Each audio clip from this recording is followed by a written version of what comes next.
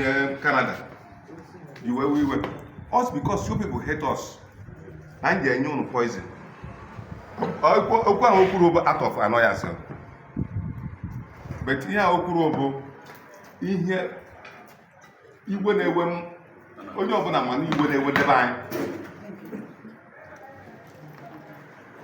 Ama m oge personal aid to the president. Elu ihe okwuru gara during oge emechara the first election. But repeat kwa again. Bayo. Orumbosi a no Peter Obi na-akwadobe nke. Why not Sowolu ka sno again?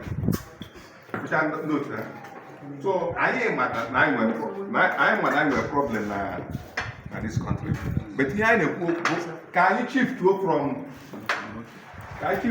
ihe a ka anyị dozie onwe anyị etu ahụ eme ọkọchị si wee kwu ka anyị fesie teknụzụ nweta ihe anyị chọrọ then abịazie yọba anyị ayọba.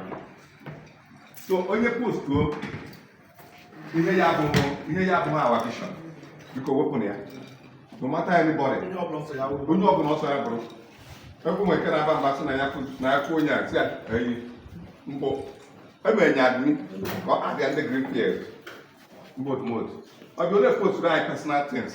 We don't need those things there. Nchi post ihe ebe na-ejesi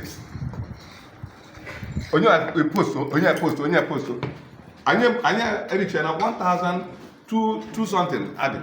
Then make another platform or easy and easy manage.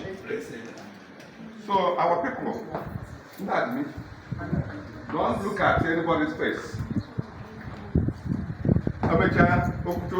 Because I forgot.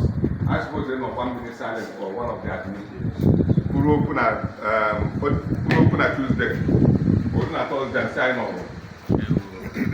No one, what is it? So, they might never spit out slump and that. So, Pastor, Reverend Peter Omenife. In Jesus' name. Amen. May the soul of our brother, Mr. Peter Omenife, and the souls of the departed, through the mercy of God, rest in peace. Amen. Father, Lord, we thank you once again. We bless you for the life you have given to each and every one of us here. We glorify your majesty for bringing us from far and near places to gather for the good of mankind. We bless you because our purpose of gathering here is of good. And we believe that you are the one that inspires it. Take absolute control. Direct their face.